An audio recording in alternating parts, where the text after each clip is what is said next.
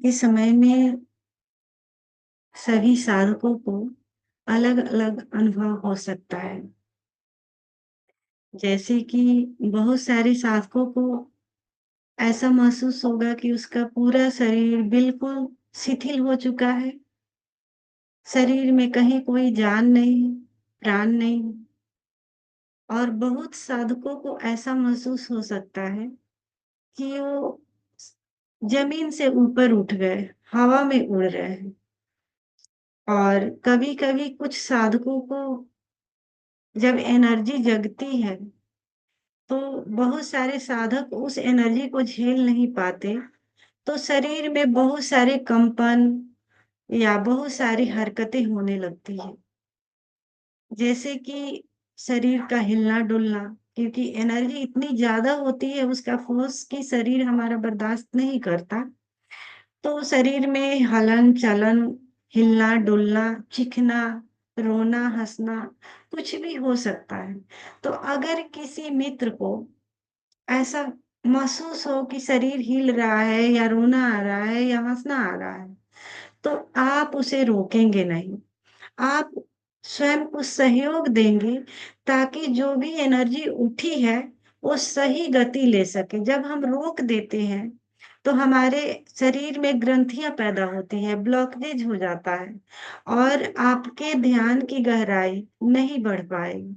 तो इसलिए अगर किसी मित्र को ध्यान करते समय ऐसा महसूस हो कि एनर्जी उठ रही है और हमारे शरीर में हरकत शुरू हो गया, चीखने का मन है, हिलने का मन है, जो भी अगर घट रहा है तो उसमें सहयोग करेंगे, उसको पूरी तरह से हो जाने देंगे।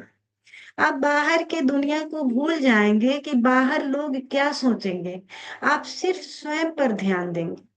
तो जैसे आप सहयोग करेंगे, स्वयं पर ध्यान देंगे, तो कुछ देर में पाएँगे कि वो जो एनर्जी उठी है, सही गति पकड़ी और सहस्त्रार्थ चक्र पर आप उसे पहुँचा पाएँगे, सहयोग देकर वो सहजता से सहस्त्रार्थ पर पहुँच जाएगी। तो उससे आप जल्दी ध्यान में छलांग ले लेंगे क्योंकि जब उठती है, उसके बाद ही भीतर बहुत गहन शांति महसूस होती है। आपने जे कृष्णमूर्ति के बारे में सुने होंगे।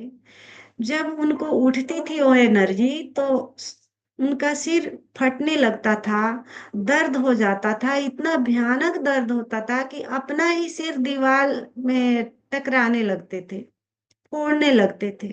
और उसके बाद उनको बहुत ओ 1 घंटा, 2 घंटा, आधा घंटा जितना देर भी चलता था, उसके बाद उनके भीतर एक गहन ही शांति और आनंद का अनुभव होता था क्योंकि यहाँ जहाँ हमारा क्राउन चक्र है, वहाँ पर कहते हैं ना कमल हज़ारों कमल की पंखुड़ियाँ जैसे खुल जाती है, वैसे खुल जाता है। और हम ध्यान में बहुत गहरे चले जाते हैं, यानी वो अवस्था समाधि की अवस्था होती है। तो इसलिए अगर किसी मित्र को ऐसा अनुभव हो कि एनर्जी उठ रही है और वो गति करना चाह रही है, तो आप उसमें सहयोग करेंगे, न कि रोकेंगे। अगर रोकेंगे तो आप बीमार ग्रस्त ग्रस्त हो जाएँगे, आप विक्षिप्त हो जाएँगे। तो इसलिए रोकना नहीं है और किसी मित्र को अलग-अलग क्योंकि हर मित्र को अलग-अलग अनुभव हो सकते हैं। तो इसलिए हमने हर आइतवार को 8 से 9 अनुभव शेयरिंग का भी हमने रखा हुआ है मीटिंग। तो आप उसमें जुड़ेंगे, अपना अनुभव शेयर करेंगे।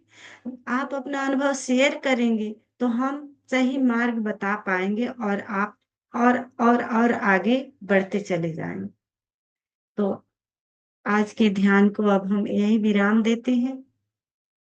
फिर मिलते हैं इसी प्रेम के साथ, इसी भाव दशा के साथ। तब तक के लिए सभी मित्रों को मेरा एक बार पुनः प्रणाम। फिर मिलते हैं।